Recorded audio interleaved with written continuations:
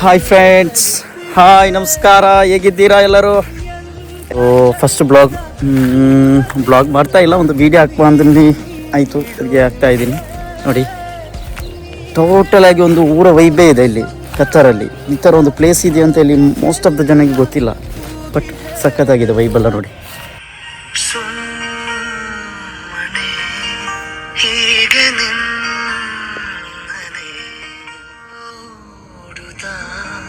ಪ್ರೇಮಿಯಾದಿನಿ ಜೀವವೇ ಹೋಗಲಿ ನೀನಿರೇ ತೋಳಲಿ ಯುಗಗಳೇ ಸಾಗಲಿ ನಿನ್ನ ಜೊತೆಯಲ್ಲಿ ಬದುಕಲು ಜನಿಸುವೆ ಮರಳಿ ಸುಮ್ಮನೆ ಹೀಗೆ ನಿನ್ನನೆ ಹೊಸ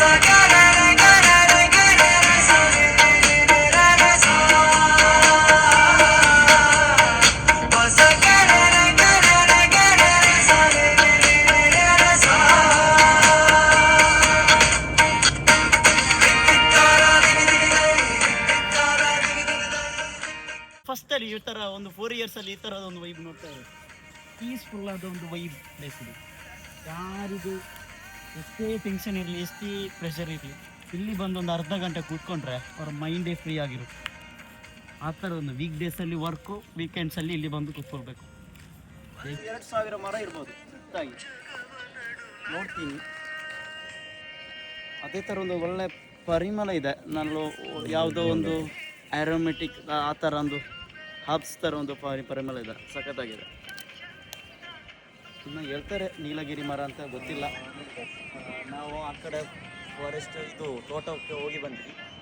ನೋಡಿ, ಹೋಗೋ ರೂಟಲ್ಲಿ ನಮಗೆ ಮಸೀದಿ ಸಿಗುತ್ತೆ.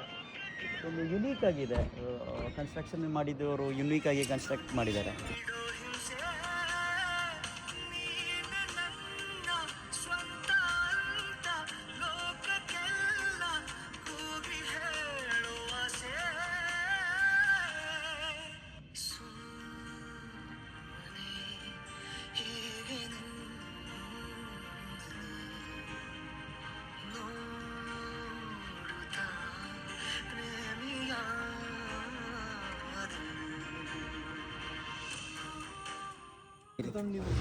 ಬಾವಿ, ದೊಡ್ಡ ಬಾವಿ, ಕಾಣ್ತಾನೆ ಇಲ್ಲ ನೀರಿದೆಯಾ ಅಂತ ಹೇಳಿ.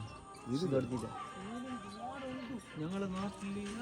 ಝೂಮ್ ಮಾಡಿದ್ರು ಕಾಣ್ತಾ ಇಲ್ಲ, ಅಷ್ಟು ಫುಲ್ ನೀರು. ಫ್ರೆಂಡ್ಸ್, ಮತ್ತು ಲೊಕೇಶನ್ ಬಂದು ಅಲ್ ಶಹನಿಯಾ ಎಸ್ಟೇಟ್, ದೋಹಾ ಸಿಟಿಯಿಂದ ಒಂದು 20-25 ಕಿಲೋಮೀಟ್ರ್ ಔಟ್ಸೈಡ್ ಇದೆ. ಫ್ಯಾಮಿಲಿಗೆ, ಫ್ರೆಂಡ್ಸಿಗೆ ಬಂದು ವೀಕೆಂಡ್ಸಲ್ಲಿ ಟೈಮ್ ಸ್ಪೆಂಡ್ ಮಾಡ್ಬೋದು. ಸಖತ್ತಾಗಿದೆ ಪ್ಲೇಸು. ಒಂದು ನಮ್ಮ ಊರ ವೈಬೇ ಸಿಗುತ್ತೆ ಇಲ್ಲಿ ಬಂದು ನೋಡಿದರೆ ನಿಮ್ಗೆ ಗೊತ್ತಾಗುತ್ತೆ. ತುಂಬ ಫ್ಯಾಮಿಲೀಸ್ ಬರ್ತಾ ಇರ್ತಾರೆ ಇಲ್ಲಿ ವೀಕೆಂಡ್ಸಲ್ಲಿ.